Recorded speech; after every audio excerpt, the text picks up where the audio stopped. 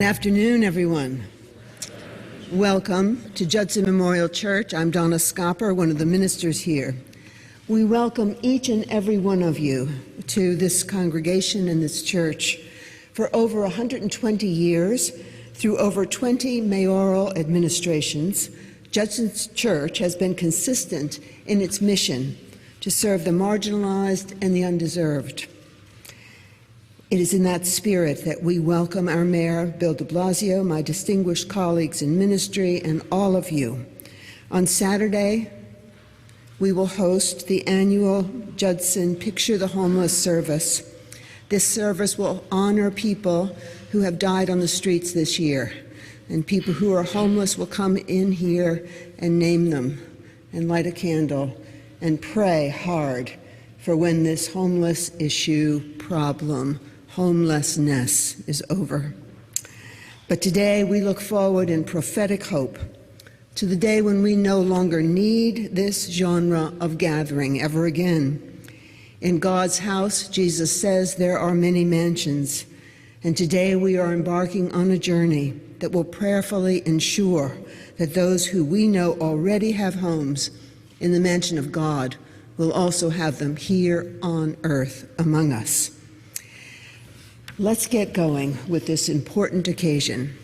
Join me now in welcoming the founder and CEO of the National Action Network, Al Sharpton. It is a pleasure, sir, to have you in the house.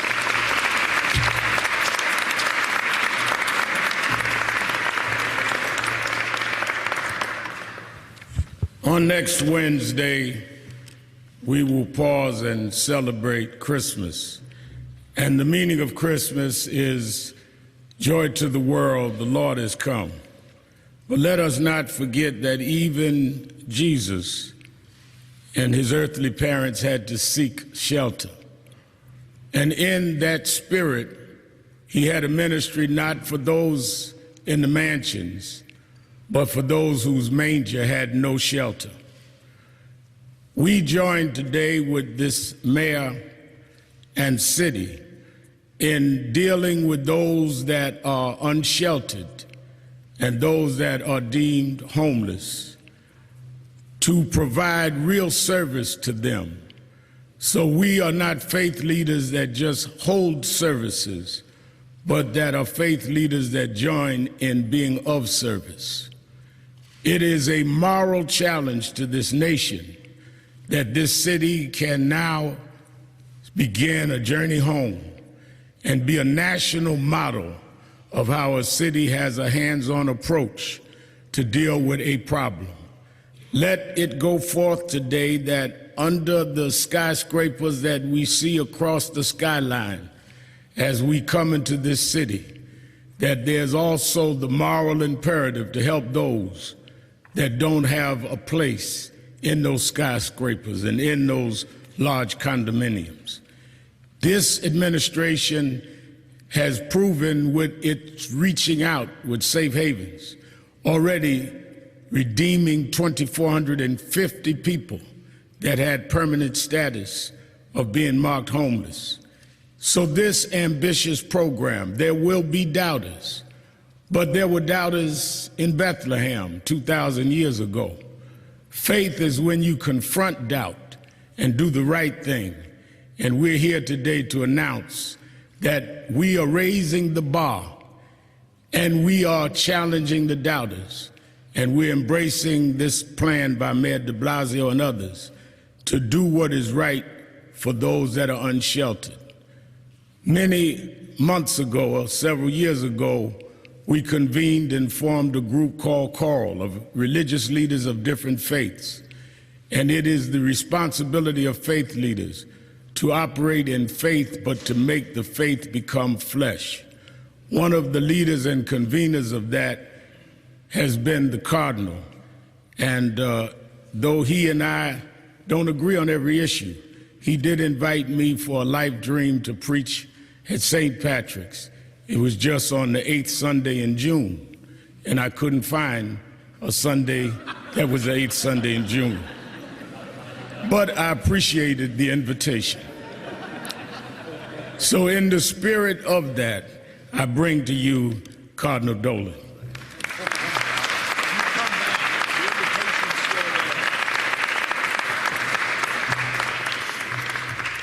Reverend Shaper, we sure appreciate your hospitality here at Judson Memorial. Reverend Sharpton, thank you. Thanks for the gracious introduction. I'm here with my colleagues in Coral, the Commission of Religious Leaders of the New York area, and we are very honored and very grateful for the invitation that has come from Mayor Bill de Blasio to partner with him in realizing some very attainable, albeit daring, goals in continuing to reach out to the men and women who live on the streets. Mayor, as I thank you for your leadership and this new initiative, one of the things that moves us is when he speaks to us in Coral, he thanks us. But Mayor, you don't have to thank us. For us, this is a duty. It's not a hobby. It's not a nice idea. It's a moral obligation and duty that we, like the city, have been doing for a long time, all right? And when the mayor came to us and said, we're making progress, we're steady here, but darn it, we need to do something dramatic. We need to do something to spotlight this issue. What I'd like to do is expand the good work that we're already doing and opening up new possibilities. He found us raring to go. And I think our purpose here today in this Christmas season is to see if some of that enthusiasm could be generated throughout the city. This isn't new to us, religious leaders. In fact, I'm very proud of the work that Catholic Charities, Monsignor Sullivan's here today. Not long ago, and the Mayor, your people referenced it at our meeting, we were able to open up Rosary House as another one of our safe havens. And there, people that were on the street have found very stable, healthy, helpful environments and are on their way now to permanent housing. In fact, Emmanuel Dean, Kostos, and Jacqueline are here with us today from Rosary House. Thanks. It's good to see you.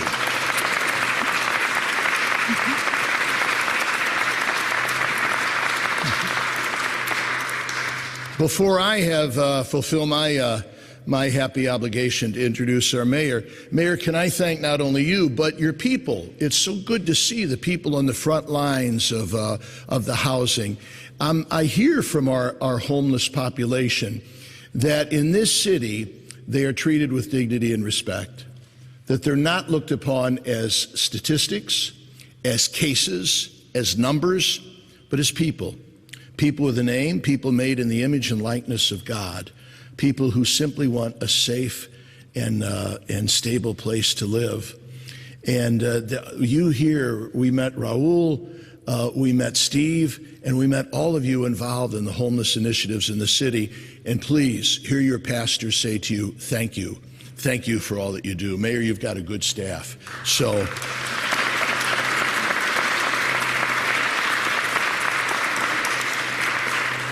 I've had the privilege of working with Mayor de Blasio now for a half dozen years, and I've seen him very eager about many issues.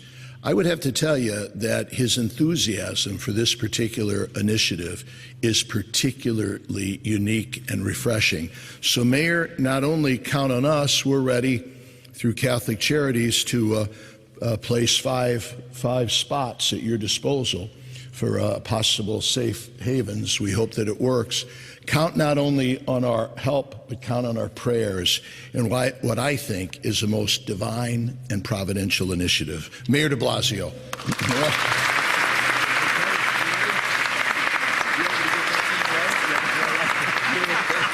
I think you're doing fine. There you go. Thank you. Everybody, I am so moved by the Cardinal's words.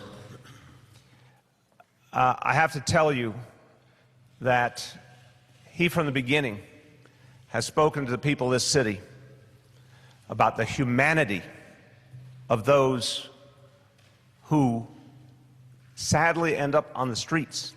As you said, can end up on the streets for a very long time. I always use a phrase, there but for the grace of God go we. And I believe I'm preaching to the choir when I say that. But But I want to tell you, everyone, Cardinal Dolan has made this very personal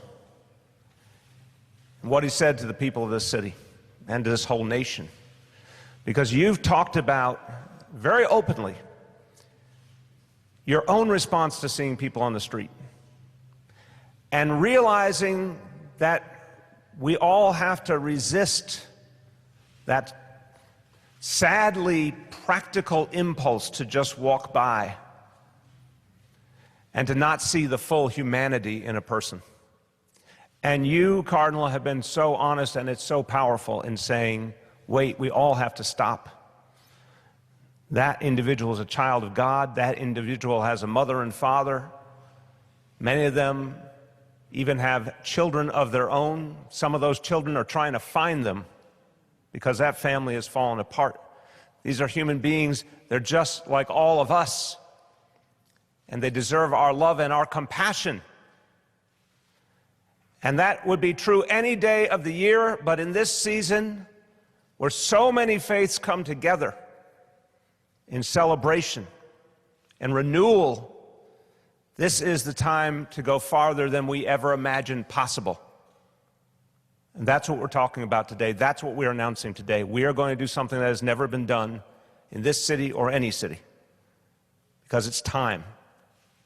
It's time to go to a place we've never been to help our brothers and sisters. Cardinal Dolan, when I spoke to you and to all the members of Choral, we're going to hear from some of the other prominent leaders, but I want to thank Cardinal Dolan, I want to thank Reverend Sharpton, I want to thank everyone who's a part of Choral, because you play a crucial role in this city. I always say, in many other places in this world, when there is conflict and strife, sadly, religious leaders feel that they are on different sides of a divide. But in New York City, look around you. Look at all the faiths represented here in common cause. When there's conflict and strife, they don't separate, they come together. Let's thank all of these leaders.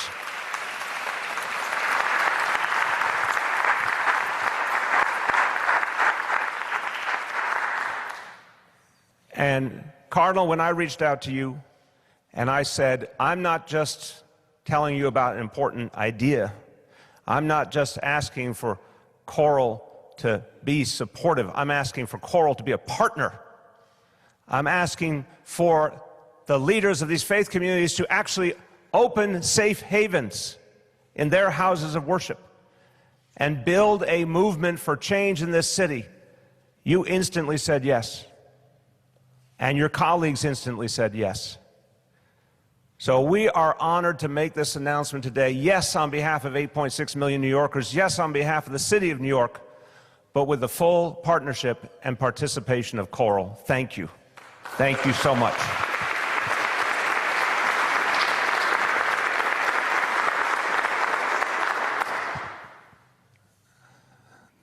Reverend Sharpton, thank you for invoking that difference between the physical city, the skyscrapers, the famous landmarks, and the people.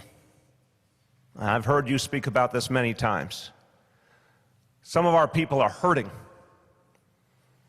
And what Reverend Sharpton said bears witness that we can't be a whole city if some of our brothers and sisters are left out in the cold. It is a moral calling to get this right. And yes, our faith leaders have to remind us sometimes that we need to go farther. That's what we're here to talk about today. And we are at Judson for a reason. This is a place that is synonymous with social justice. This is a place that is synonymous with people not accepting that things have to be the way they are, even if we know they're wrong. Reverend Shaper and everyone here at Judson, thank you for being consciences for this city for a long, long time, for 20 mayoral administrations, I heard. Let's thank them.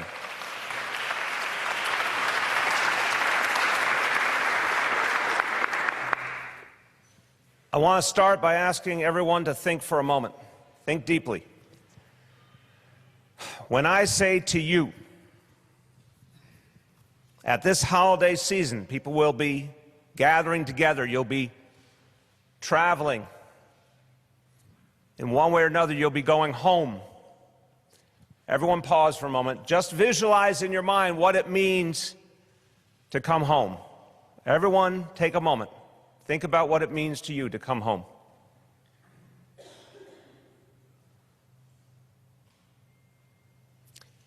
That picture in your mind.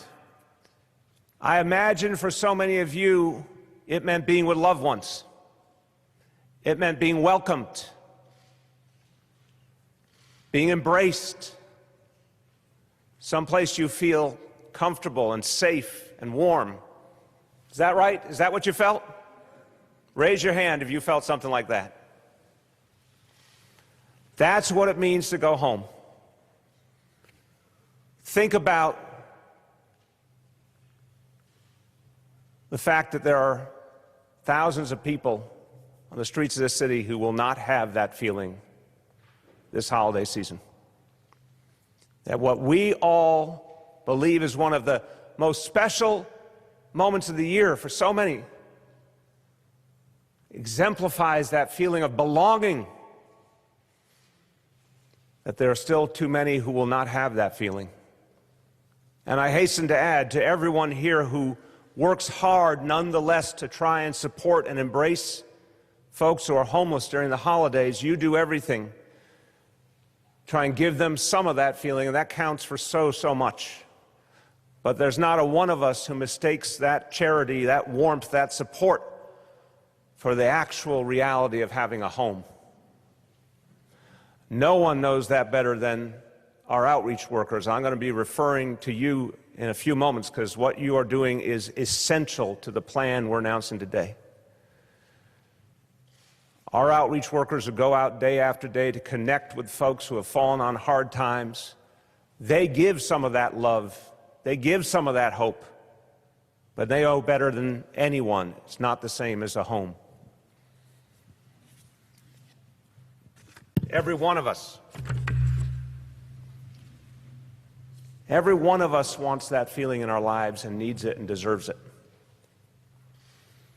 So why does this reality exist? Because our society now for decades has failed. It's failed over the years, many tens of thousands, hundreds of thousands. In fact, if you look nationwide, millions of Americans at one point or another were homeless. Why? Because we have a society still riven by inequality, a society that doesn't help working people get their fair share, a society with a broken healthcare system, a society that doesn't provide mental health to people who need it. That's what's been happening. We have to work on all of those problems because it was never meant to be this way, was it?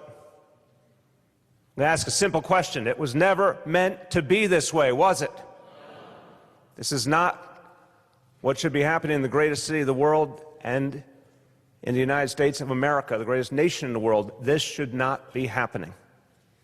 But we're going to have to do things very, very differently.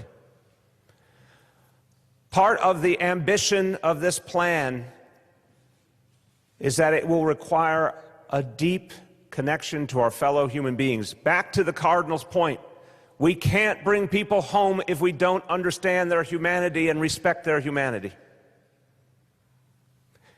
If anyone walks by someone homeless and just feels pity or inconvenience or anger but doesn't see the humanity of that person, we can't solve the problem. This is all about reaching people and connecting with them deeply. It has not happened on the scale it needs to. It has not happened with the clarity of purpose and the intensity. It hasn't happened in this city. It hasn't happened in any city. It hasn't happened anywhere in this country the way it should. And I will be honest, in the presence of so many witnesses who demand honesty from me, We, in this administration, we have tried many times to get it right.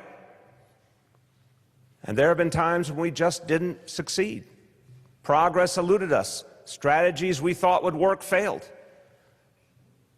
But we did not give up. We did not give up.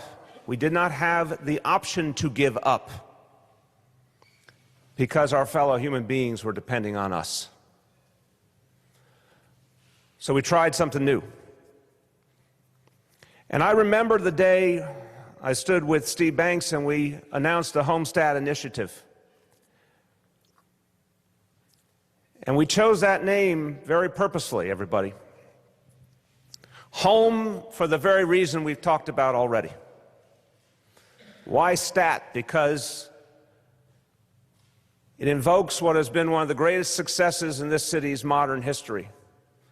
Understanding that if we did something differently and looked at each and every specific situation, we could make a change. Homestead did that in a very different vein, making this city safe, but the underlying idea of not accepting the status quo, of looking for ways to change the equation, of looking at each and every person and place where there was a problem, that idea resonates in Homestead. Because Homestead means we don't give up on anybody. Homestead means we have the aspiration to bring everybody home. The outreach workers, everyone who does street outreach, raise your hand. Everybody who does street outreach. These folks, I'm going to be talking about them. If you want the definition of an unsung hero, people who go out no matter what the conditions to help those in need and keep coming back no matter what is said, no matter what happens, they will not give up on their fellow human being. Let us thank these outreach workers for what they do.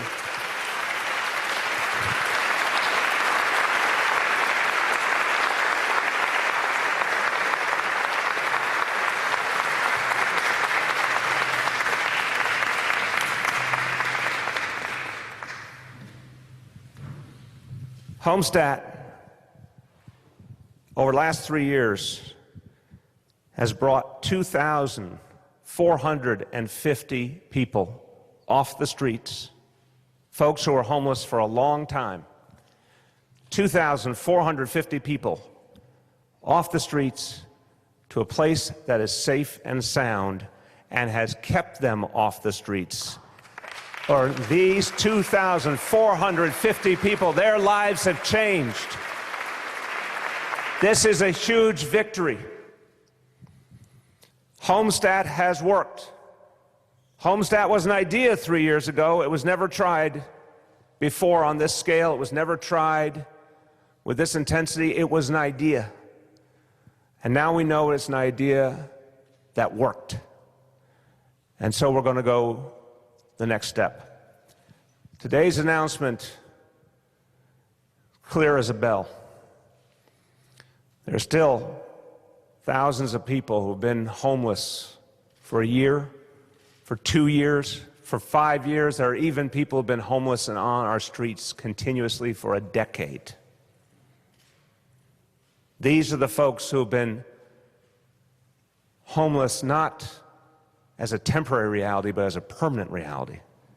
When we say long-term homelessness, we're talking about these very people, and these outreach workers know. Folks who have gotten so used to living on the streets that they believe that is the only home they will ever have. We say it is time for that to end. Today we announce the Journey Home, and this is a plan to end homelessness as we know it in New York City, once and for all.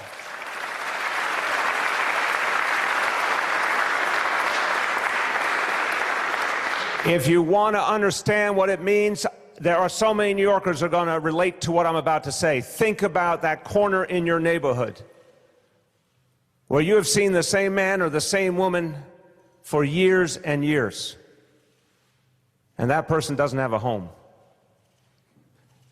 And we don't like it, we don't feel right about it, but we often feel powerless.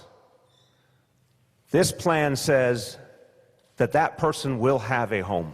That person will not be on that corner. They will not be subjected to that reality. We will bring them home. That's what we announced today.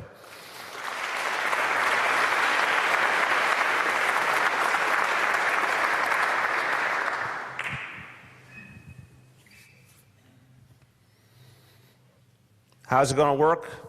I'm going to give you the simplest definition. Our outreach workers, more and more outreach workers than ever before. So first was to put together a team of talented, committed individuals and enough number to reach all those who are long-term homeless. Second, to add the medical team, the doctors, the nurses, the experts, to help them support those homeless individuals and convince them that they can come home and get the help they deserve. A single leadership location, the Joint Command Center, the Nerve Center, that will determine where people are on the street and make sure the outreach workers, the medical teams, all the support they need gets to them. 24/7, never stopping until we get people to come on in. And the folks in the subways. Folks in the subways used to end up in a revolving door reality, where sometimes they'd be arrested, then they'd be back in the subways, maybe they'd be incarcerated for a while, they'd be back in the subways. Today's NYPD sees it differently. Today's NYPD has instituted an amazing strategy that says, if you're in a subway and you're homeless, if you did something wrong, you could go through the criminal justice system, or instead, you could go to a safe haven. Right away, here's a choice. The same old revolving door, or go someplace safe and get on the path to a better life. And you know what? Hundreds and hundreds of homeless people are choosing that safe haven, and that's making a huge difference for them.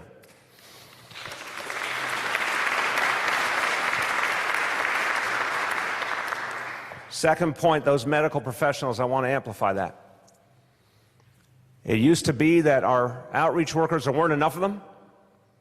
They couldn't keep going back time and time again like they knew they needed to, but they didn't have the ability to provide the help that homeless needed right then. They didn't have the ability to evaluate if someone had a serious mental health issue and needed immediate support. They did extraordinary work, but they needed backup. This plan now provides the medical personnel that will allow them to do their work in a way never before possible. A third point, and crucial, and the choral commitment speaks to this. Right away, knowing Catholic Charities will help us with 5 safe haven sites, and that more will be coming from other faiths and other organizations. We want to make sure that the moment one of these good outreach workers finds someone homeless and they are ready to come in, that that safe haven is ready for them. So we announced today 1,000 new safe haven beds for the homeless people of this city, so we can get them in and get them safe.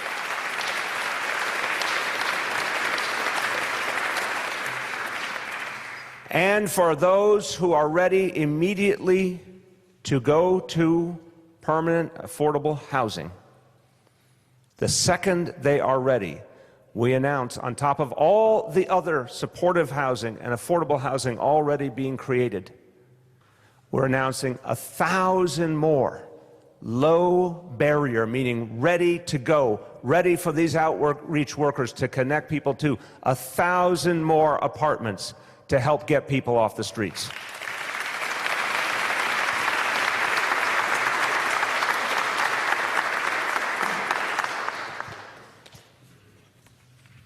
We have asked everyone to be a part of this. In recent weeks, we've talked about the roles that our city agencies are playing and that frontline city workers can play in this. We've asked our city workers to be compassionate eyes and ears in the community, to help us know where there's someone homeless and needs our help so we can get help to them right away, and that is already working. We've asked friends and family to engage us, and we've said you're not just going to call and get recording. You're going to get a human being who's going to help you find your loved one. There are people on our streets yearning to be reunited with their families, and their families trying to find their loved ones. But we didn't connect those dots before. Now we will. And any family member, any friend who calls 311 will get the help they need to find their loved one on our streets. But we need you to do it. And let's face it, a lot of people on the streets because of crisis, because of tragedy, because of things that are very painful to talk about. And I know it's not easy for the families, but we're asking everyone to come forward and help, because we need to do something very different. If you know someone who is homeless, and they're part of your family, they're part of your life, tell us. Tell us where you think they are.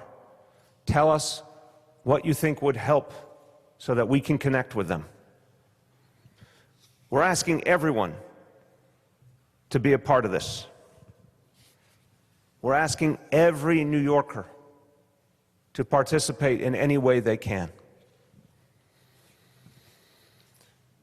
I have the honor of bringing up two of the great faith leaders of this city.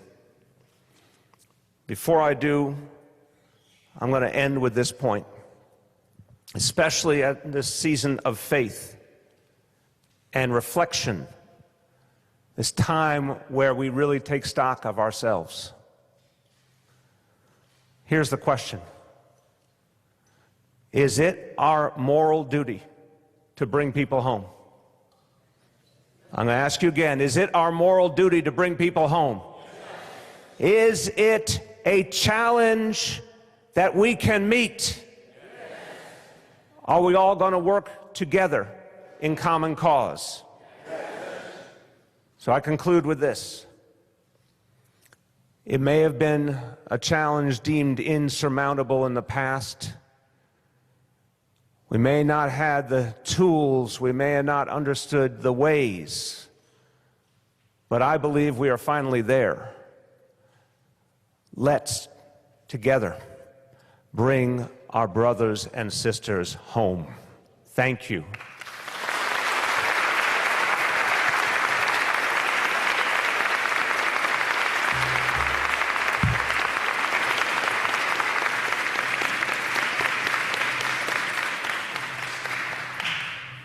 It is a very powerful thing to say that someone's reached a level that people all over the city of all faiths look to him for guidance in our hours of need. But I can say it safely about our next speaker, and he has a way of reaching people that makes all the difference. Rabbi Joseph Potasnik.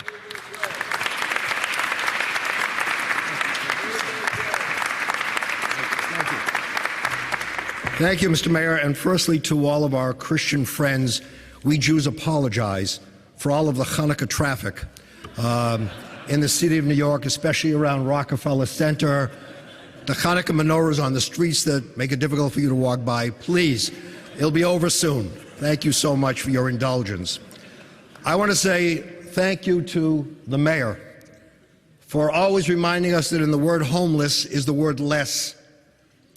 We are here today to see to it that there are less homeless on the streets of this city.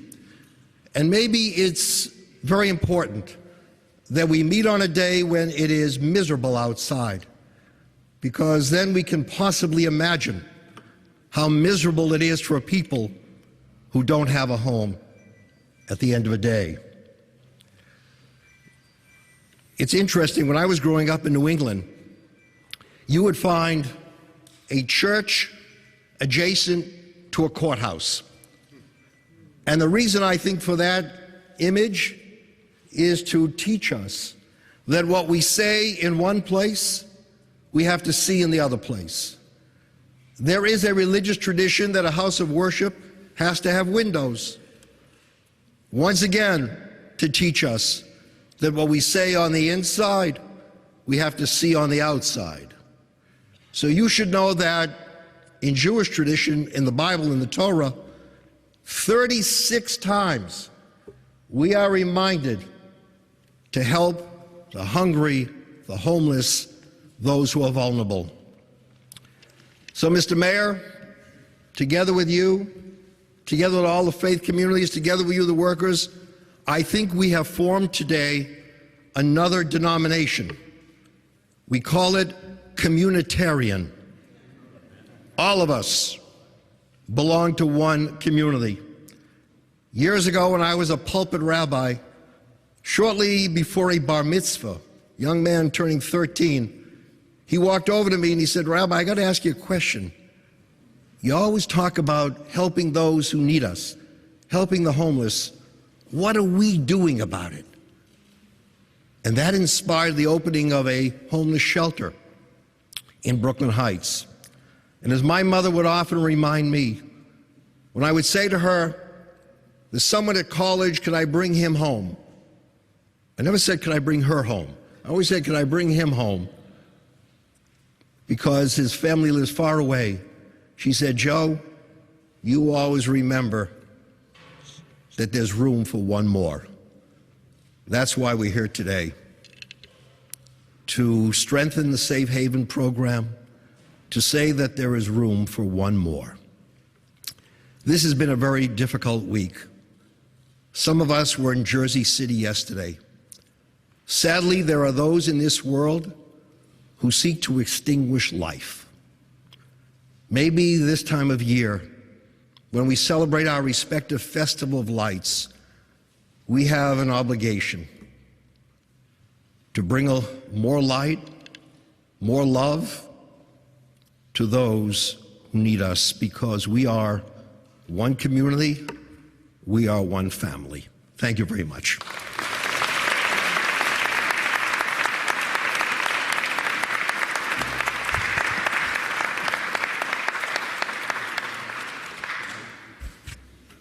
Everyone involved with Coral acts on the notion that faith needs to take a human and real form on the streets of our city. And I've had the joy of many, many times visiting the Christian Cultural Center and seeing the commitment to people in need, but beyond that, the commitment to the bigger change, to creating affordable housing, to making sure that we answer the questions, not just for a moment, but for people's lives, for the rest of their lives.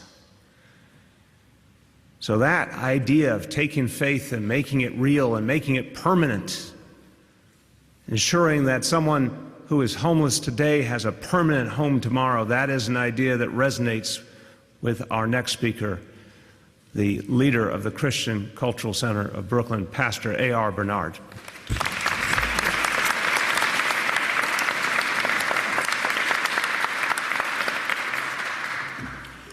Good afternoon, Mr. Mayor, Cardinal Dolan. Mr. Mayor, Rabbi asked me if I've been giving you preaching lessons because you're starting to sound like a preacher. That's a compliment. But indeed, we need to preach this message. We need to get it out there. And let me say to those of you who think that this is going to happen tomorrow, that change is not an event. Change is a process. But events can become the catalyst for change. And we're hoping that today's event becomes just that, a catalyst for change. Change that can be measured over a period of time. There are multiple factors that cause homelessness: mental illness, substance abuse, untreated medical issues, traumatic events, violence and abuse, lack of affordable housing, difficulty sustaining employment. The problem is comprehensive. Therefore, the response must be comprehensive. Houses of worship, humanitarian organizations, we believe at Coral, the Commission of Religious Leaders, are a critical part of that comprehensive response. We commend the mayor for this call to action. Homelessness is a shared experience in that, whether we realize it or not, it affects all of us. Even if the little effect is you getting on a New York City train and experiencing a homeless individual, and that experience is not so comfortable. All of a sudden, something seemingly removed from your world becomes a part of your world. So it's a shared experience in that it affects all of us, and therefore it must be a shared responsibility. Thank you, Mr. Mayor, for your leadership on this issue, and I thank the members of Coral for coming together so quickly in response to this call to action. And thank all of you who are on the front lines making a difference. We want to come behind you and support you and get involved in every way we can. Thank you, and God bless you.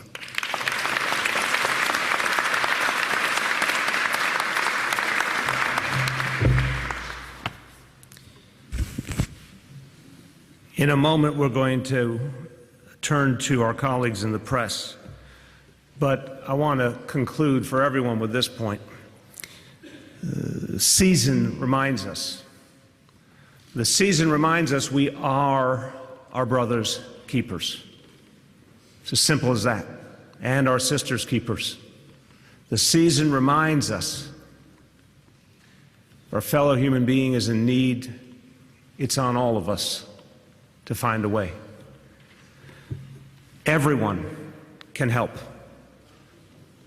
It takes one finger and 3 digits to dial 311. If you're a family member or friend of someone on the streets, dial 311. If you see someone homeless in your community in need, dial 311. Everyone can be part of this. And what New Yorkers need to know is when they dial 311 that something will happen. And now, for the first time in our history, we have an extraordinary legion of good people who do this work with love and compassion, patience, persistence. They make all the difference in the world. So I want to give them their due one more time. Everyone who does the outreach work, stand up, stand up, stand up.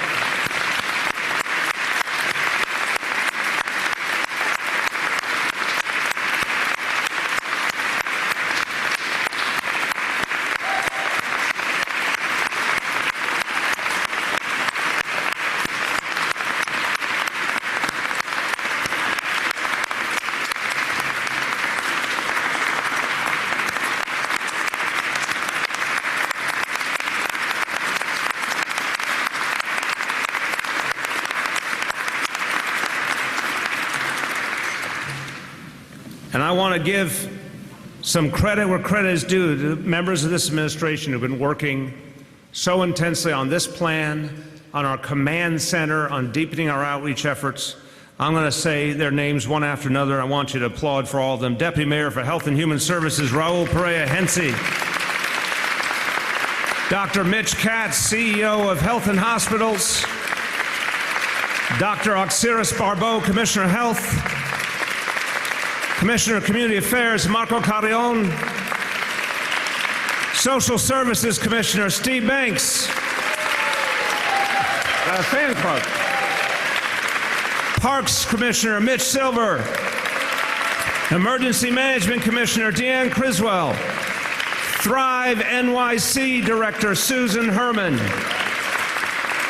Chief of EMS FDNY, Lillian Bonsignore. The new commanding officer of Homeless Outreach and Shelter Security for the NYPD, Inspector Phyllis Byrne.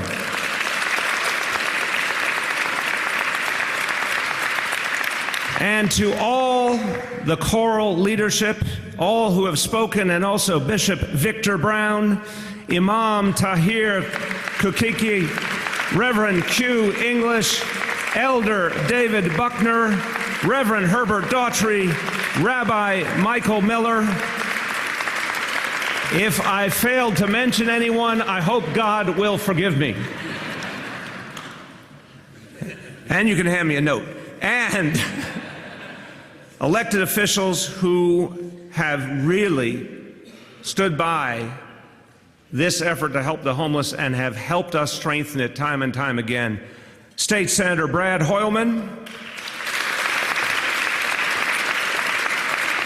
and the chair of the General Welfare Committee in the City Council, Councilman Steve Levin.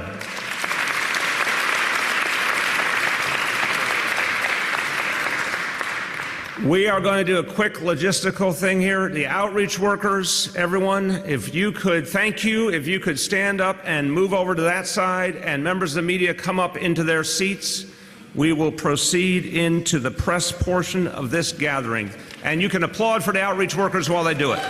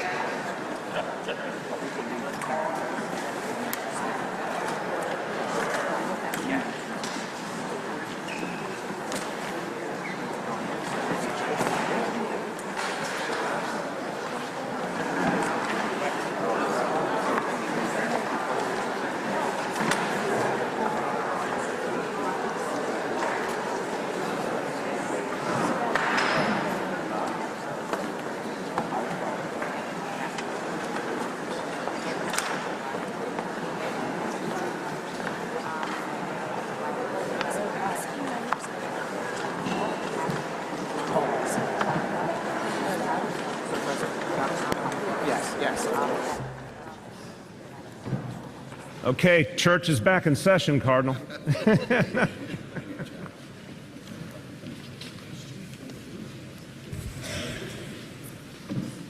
I apologize. I did fail to acknowledge Bishop John O'Hara. Thank you, Bishop.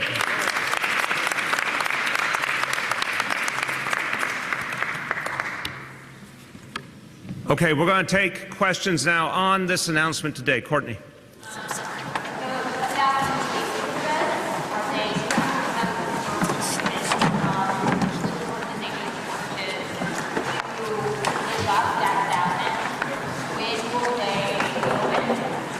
Raul and Steve, come on up.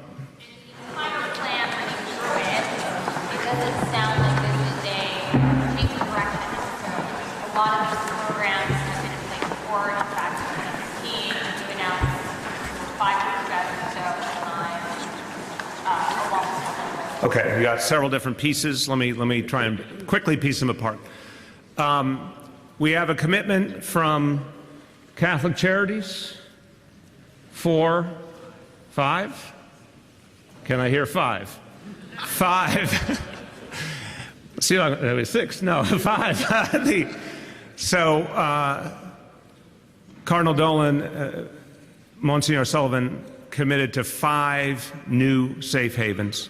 We're going to work with all the other leaders of Choral, reaching out through their faiths to keep adding to that number.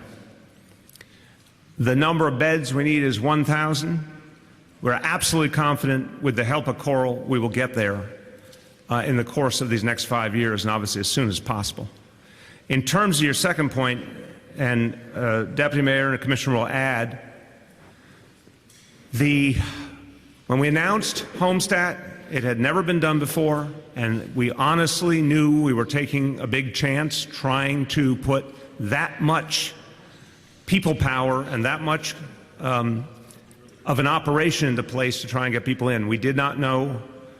We thought it would work, but we did not know how far we could reach. We did not know if people would stay in. We needed to be sure. 3 years later, we are absolutely convinced that this model is transformational. So then the question became, and we've talked about this over the last 4 or 5 months in detail, what will it take to go that next distance to ending long-term homelessness? And we had meeting after meeting. A huge percentage of people here in this room were in those meetings to discern once and for all what it would take. And we knew we needed, at the end of those discussions, more safe havens.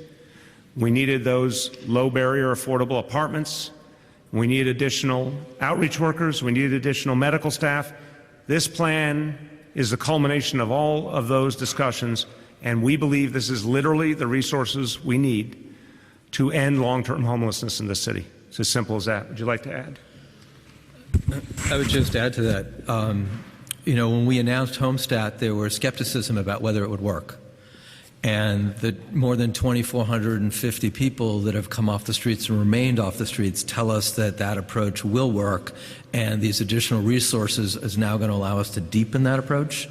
In terms of the 1,000 safe haven beds, for example, we developed a pipeline that first tripled the number from 600 to 1,800. And now to get to an additional 1,000, which will have us with 2,800 low-barrier beds to bring people in from the streets. We've got the commitment from Catholic Charities, which is extremely important. There are other religious leaders who have been communicating to us. But we also have a pipeline that we've talked about in terms of 350 of those 1,000 beds. So we can get them up and running as quickly as sites can be identified. And we're very confident that this will really enable us to do something that no city has tried to do before, which is to end long-term street homelessness.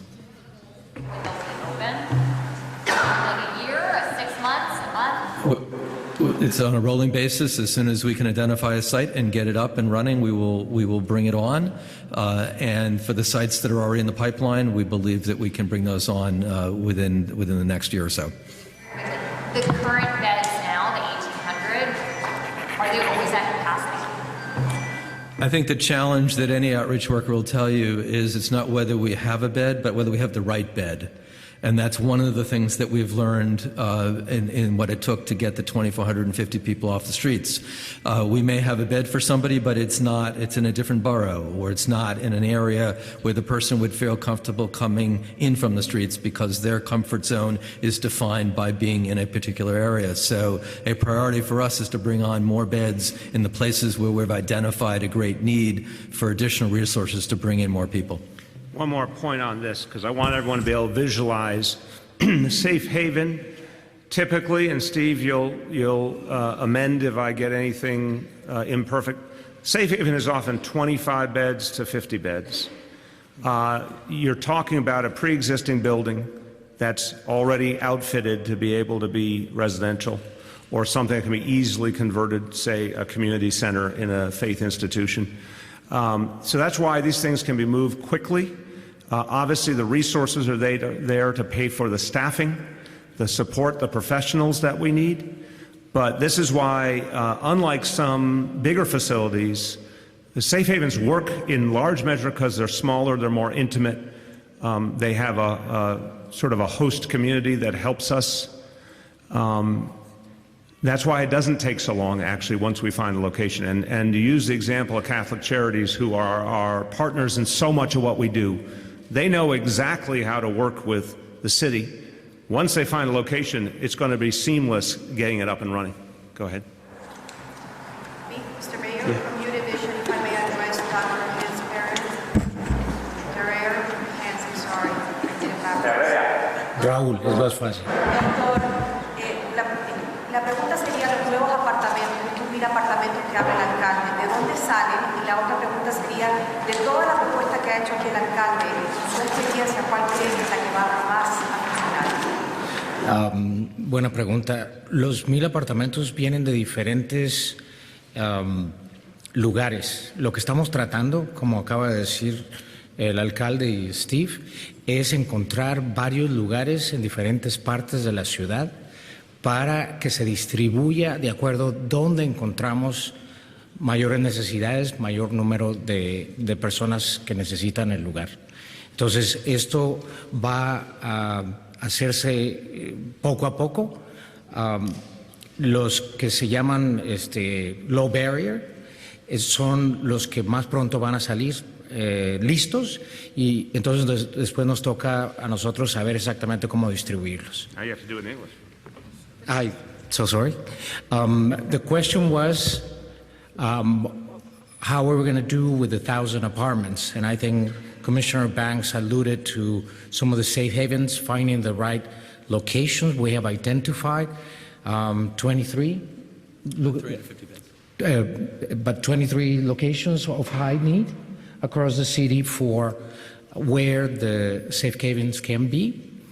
And the 1,000 beds come from enticing potential landlords to come in and offer some of the apartments in different new buildings and construction.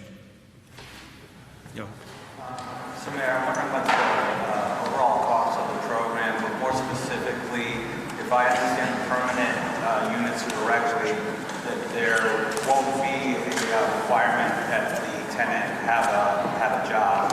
And so does that mean the city's going to subsidize around 100% of the permanent units? Steve will speak to, I'll talk about the overall budget impact, but Steve will speak to the second part. Yeah, again, the population of people who are experiencing long-term street homelessness, we want to not have any barriers to prevent our ability to bring them in from the streets. So there's not an employment requirement. If part of bringing people back off the streets is helping people connect to jobs, we'll do that. But we don't want barriers to be in the way of bringing people in off the streets.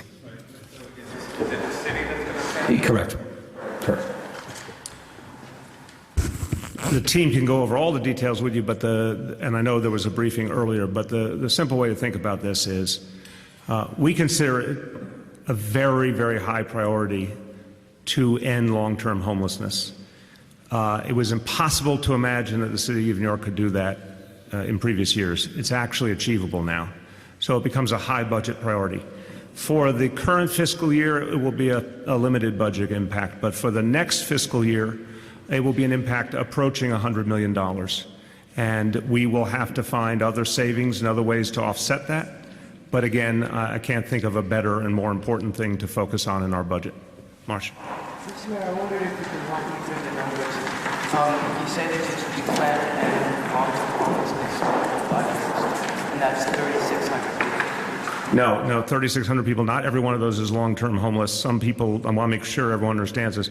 There are some people that are homeless on the streets of New York City for a day, a week, a month, go elsewhere, or whatever it may be. What we're talking about is the folks who have been homeless a year, 2 years, 5 years on our streets. In very, very round numbers, that's probably about half the folks who are out there at any given moment. But overwhelmingly, those are the folks who need the help the most. Those are the folks that people see day after day. Those are the people in deepest need. We're saying for those people, we're going to focus on getting each and every one of them in.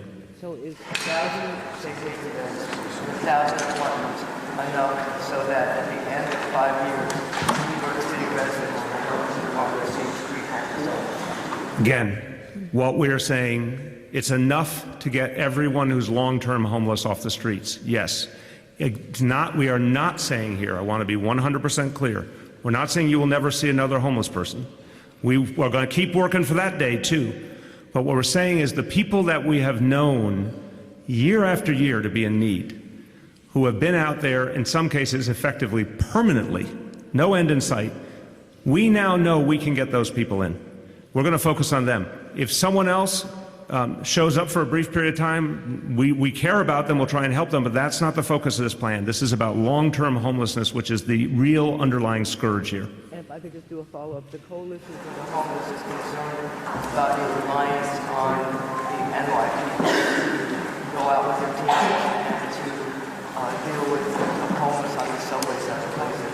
They say that a reliance on police officers creates mistrust among the population you're trying to reach. I'll start, and Raul or Steve should join in. We have now, and I want to thank the NYPD for approaching this issue in a whole new way. we have hundreds of officers who have been trained specifically to work with the homeless, and that's a lot of whom goes out and does this work. We're obviously training officers at the precinct level on the fact that this is going to be a priority and how to work with the outreach workers. We're bringing those medical staffers in as well. What really matters here is connecting with people, gaining their trust, and the officers, particularly those who are trained to do that, also know how to do that and can do that. At the same time, we owe it to the people of this city to address specific challenges. So sometimes there's a law that's been broken. Sometimes there's a quality of life issue that has to be addressed. The NYPD has to play a role. But what the NYPD is doing is approaching that role in a way it has never done before. I want to thank Chief Byrne and so many others, leaders of the NYPD, who have really focused on this and said we can do things differently. And I think that example, Marcia, in the subways, I want to commend Chief De La Torre, who helped to spearhead this. Imagine what we did in the past just created that revolving door, but instead saying to someone, instead of yet another summons and possibly ending up in jail again, come in and accept a safe haven bed. Let's address your problems. So it's not a matter of ending up in the criminal justice system, but actually taking a step toward a permanent home. I am telling you, Marcia, already hundreds and hundreds of homeless people have accepted that offer, and it's making a huge difference. And I commend the NYPD for that. You want to add anything? Good? Okay. Go ahead. Mr. Mayor, a key part of this plan uses the city's rental voucher system to get people into permanent housing. But the inability to find enough landlords to take that voucher has forced City Hall to launch the controversial SODA program. So what are you doing to fix the voucher program and make sure that the money is enough for landlords to take it? Or are any of these more housing going to go outside the city? I'll start, and Steve should jump in. The vouchers, you're absolutely right the way you start, and you say that there are people who have vouchers and not been able to use them. We're trying to address that every day. Some of that is discrimination. That's illegal in this city, and that's about enforcement. Some of that is making the vouchers easier to use and providing more support. So Steve certainly can speak to that bigger point. But this is not the central part of this plan. We think it will help with some people to have that option to have a voucher. The most essential part of this plan is getting people to safe havens and then on to affordable housing in other ways. Again, I think it's important to understand the voucher aspect of this plan is really what the core of the plan is all about, which is giving our outreach workers more tools. And so if a voucher works for one person to bring them off the streets, that is a success. So what we've learned since we implemented Homestead is giving the outreach workers more tools can make more of a difference. To your larger point, 133,000 people have secured permanent housing through our rental assistance and rehousing programs. The vast majority of them have moved out of shelter. So tens of thousands of people have been able to use the rental assistance. It is true what the mayor said, however, that there is source of income discrimination. It's the reason why we've created a source of income discrimination unit at the Department of Social Services, and we've brought cases against landlords who have not complied with that law. The SODA program is for people who have income levels above the eligibility for rental assistance. So the group of clients that we're focused on here are people who are on the streets. We don't want them to have to remain on the streets. We want to give our outreach workers every tool that we can. Right. So the point, just to make sure we're clear on that point, it's not the same population as in the SODA program. Back there. So the city is also purchasing a number of buildings. Is that part of this plan? Can you explain that and explain how much money is going to be spent on those buildings? The city is purchasing buildings wherever we can appropriately as part of creating affordable housing and reducing the number of people in shelter. This is really about street homelessness. When we, 2.5 years ago, we put out the Turning the Tide plan, that was about reducing the number of people in shelter. This that we presented today is now going to be the definitive roadmap, the definitive strategy going forward for reducing street homelessness. So it interconnects in some ways, but it's not sort of the core of what we're doing here today. Mr. Mayor, can you say how many people you would like to see off the streets by the end of your term? And what would you say to criticism, which I know will be coming, that by making this a 5-year thing, you're passing the buck to the next? No, I couldn't disagree more with that last part. I will speak to your first question, but I just want to affirm this. You know, if we think we can solve any societal problem in just 2 years, you know, then I always like to say it's, you know, marijuana is not yet legal in New York State. We've got to be real about the fact that we're talking about homelessness in New York City, as we know it today, is about 40 years old. We have plans for addressing global warming, and New York City must play a major role in that. That plan takes us out to 2050 because it has to be able to be effective and do everything we want to do. I mean, a huge number of our plans are everything we can do now and then continuing into the future. Now, the people have to decide they want to continue those plans, obviously. But I think it's actually irresponsible to not offer a roadmap when we think we finally have one that will work long term. 3 years ago, honestly, if you had said to me, is Homestead going to work enough that we could stand here and put ourselves on the hook for ending long-term homelessness, I would have said, I don't know how we could do that. I don't know how we could reach that goal. I'm hopeful for it, but that's a world we've never been to. It has worked beyond anything we could have conceived of. And when you see this kind of success and the human impact, it has opened a door for something very, very new. So for 2 years, we're going to implement this with intense urgency. And if it is working, and I believe it will, I strongly believe my successor will continue it. In terms of numbers, look, at the end of the 5 years, if you end long-term homelessness, you're taking about half the people off the streets that you see on any given day. But I want to emphasize, you're taking the folks off the streets who have the most profound problems. You're taking the folks off the streets who are not just going to be there the next day, but the next year and the year after that. So not only will it be the most humane, the most compassionate, dealing with where the need is greatest, the city will feel very differently at the end of 5 years. Because I'm being very honest, I am sure, sadly, you will still see some people homeless, but you will not see anywhere near the extent or the severity. And I think what breaks the hearts of New Yorkers is that person they see day after day, month after month, year after year, and that person that has no sense of any other future but to be on the streets. This can end that once and for all. People haven't gone? Anyone who has not gone? Yes? Can you talk a little bit about the timing of this announcement? Why now? And is it an acknowledgement that New Yorkers feel like homelessness is getting worse? The timing is, first of all, New Yorkers are deeply, deeply concerned about homelessness. There's no two ways about that. And it pains people. And I've had this conversation with so many people, town hall meetings and so many other places. Everyone wants to see a bigger solution. The timing is that we finally believe we have a plan that will work.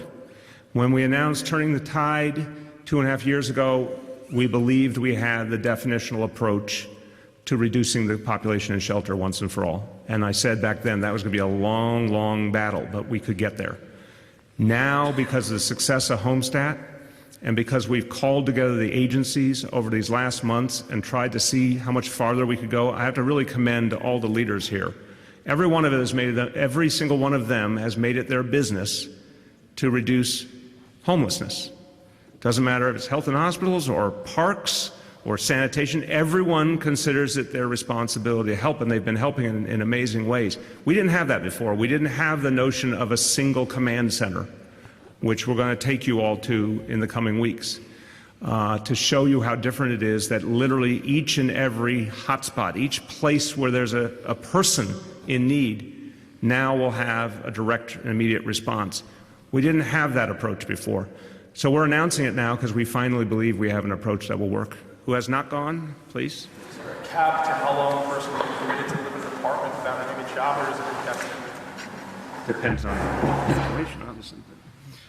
I mean, first, let's come back to basic principles, getting people off the streets. So getting someone off the streets into a safe haven, we want that to be a place where people will come in and stay until they're on a path to stability, to be able to connect to permanent housing. And depending on what the situation is with the individual, we'll connect them to employment, and that would give them the kind of supports that they need. But knowing so many of the people who have ended up on the streets have fallen through every social safety net that exists, I want to be realistic that these are individuals that may need ongoing support for a very long time. We want to keep a roof over their heads and not have them end up on the street, yes. Roommates or their own apartment? We're open to working with the faith leaders for whatever configuration makes sense. We're not going to turn anything down without taking a real hard look at it. Who has not gone? Yes. Yeah, so you had mentioned part of it is kind of convincing landlords to submit some of their housing to this program. Is that going to be tied to anything the bill that's meant to be voted on Thursday? Is that going to be tied to? The bill that's going to be voted on Thursday that kind of tackles the same issue. I'll start, and Raul and Steve, whoever wants to add. I think the simple argument here, or the simple explanation here, is that the bill is about the ongoing need to create permanent options. Safe havens, again, by their nature, are transitional. We want these 1,000 new beds to be the way station. Low barrier housing. Okay, speak to that, Steve. I think maybe this is a helpful way to put it. The low barrier permanent housing is an extension of the safe haven approach.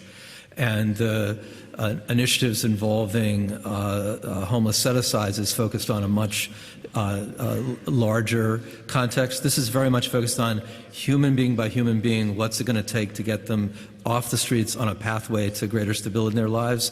And on that pathway is transitional safe havens, and then as a permanent situation, housing that looks like a safe haven in the sense that it's low barrier, there are supportive services as needed, and we're going to try to get them up as quickly as possible.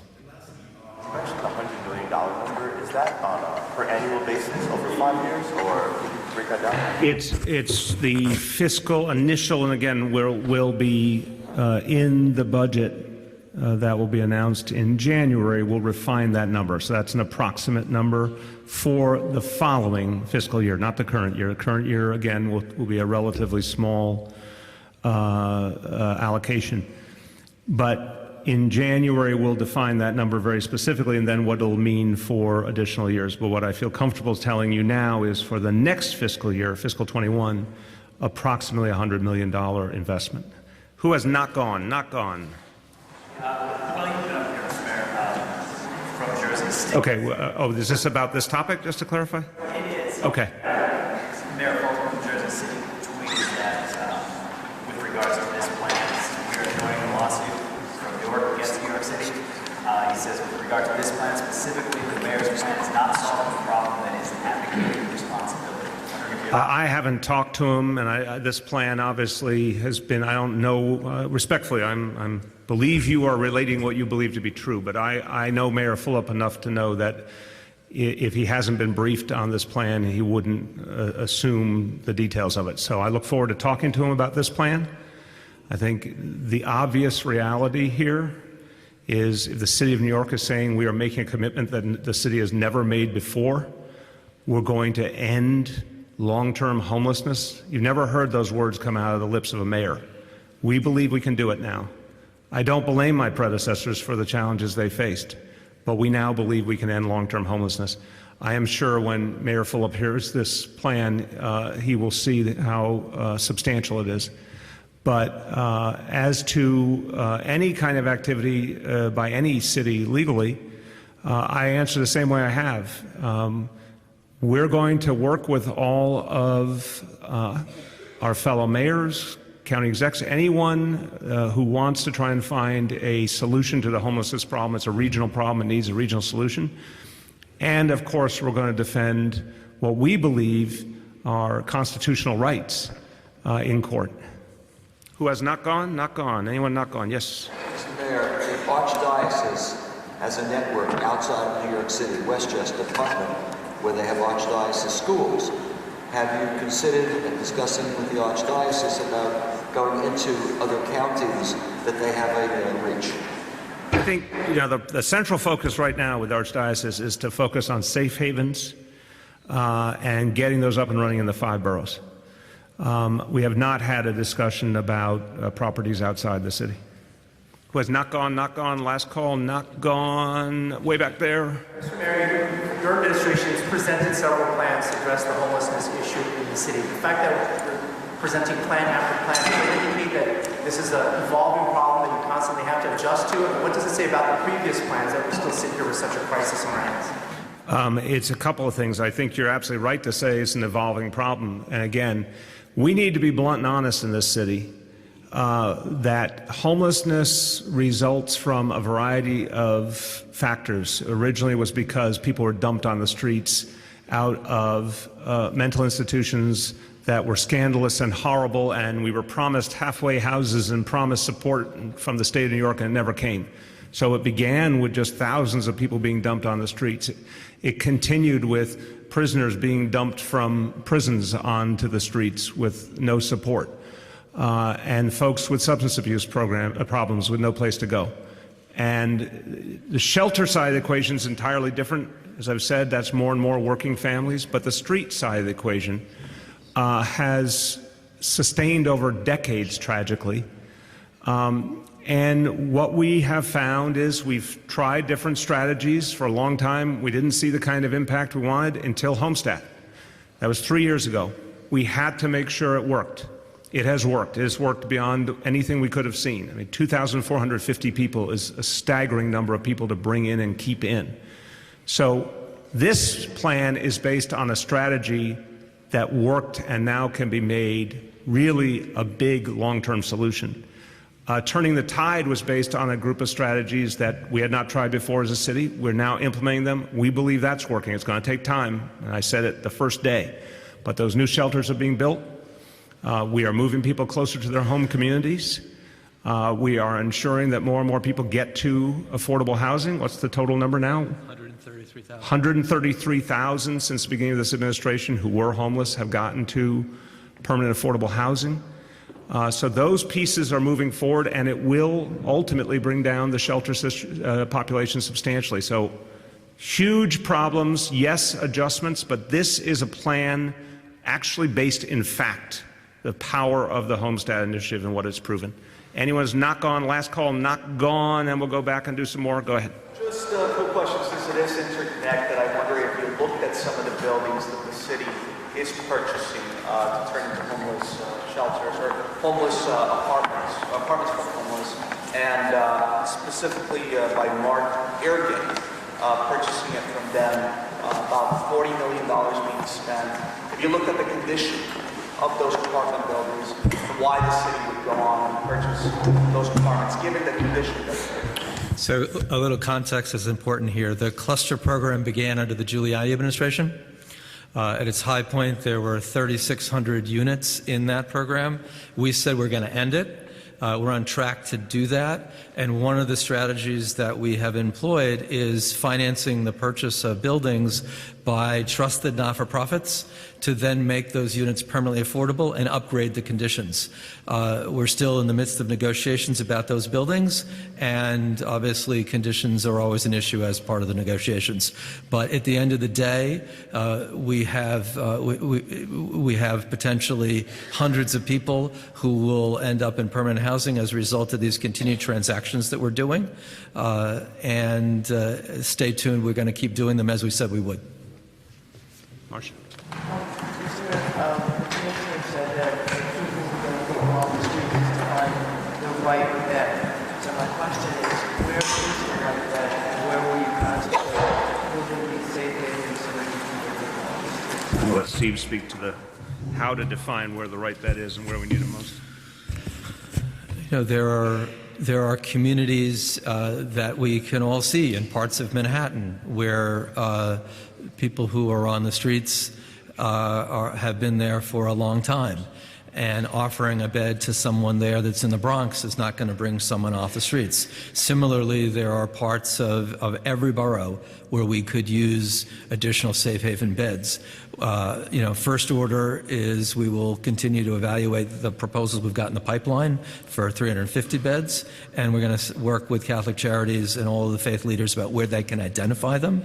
But I think that you and anyone can look around to see where there are numbers of homeless people on the streets, and these are areas where we need additional beds. Well, if you take a look at the numbers of the people that you've helped, 2,150, I think, about half of them are either from the subways or in Manhattan. So does that mean that you're going to concentrate your efforts on finding safe haven beds in Manhattan because that's where the people are? But they may not be from Manhattan. That just means where we were able to bring them in. So again, I know that there's a tendency, what's the broad brush?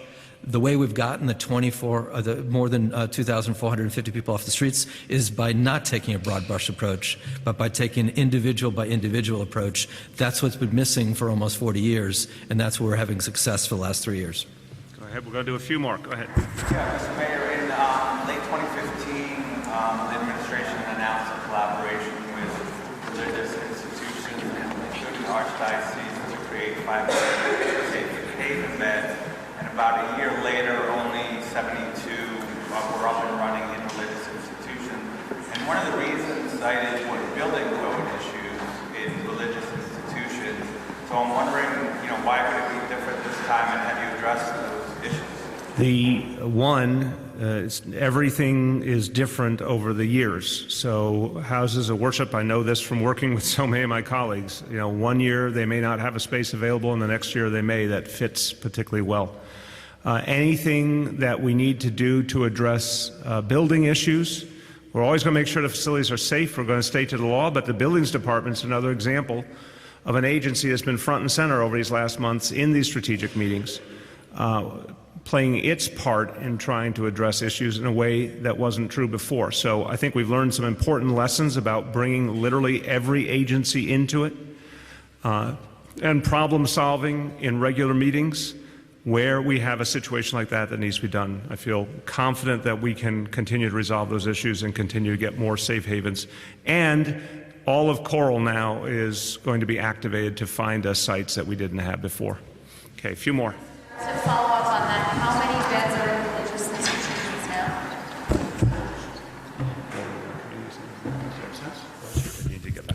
now? I'll need to get back to you on that. I think that the key fact that the key development between 2015 and now is we've often opened a lot of spaces for both shelters and safe havens all across the city.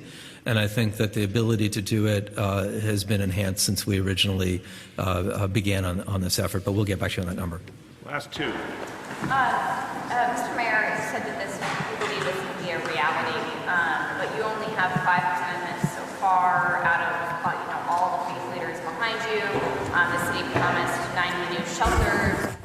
30 are reality right now. 30 in the pipeline. 30 haven't even come to the drawing board. The city's increasingly relying on hotel shelters, even though they promised to shut them down. So just tell the public why we need to. Yeah, I think, again, I respect you.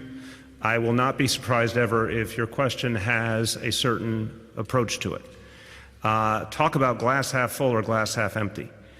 A plan announced 2.5 years ago, 30 shelters up and running, 30 that will be up and running soon.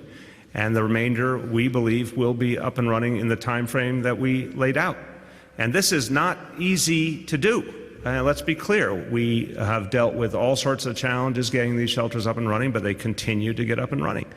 So I actually think in a world where declaring that we would do 90 new shelters, a lot of people dismissed out of hand and said it was an impossibility, but you're acknowledging even in your question that there's been steady progress made. I actually think that affirms this can be done. I think the fact that we have as many safe haven beds as we have now affirms this can be done. The fact that 2,450 people are off the streets affirms it. You either want to believe that we can solve the problem or you don't.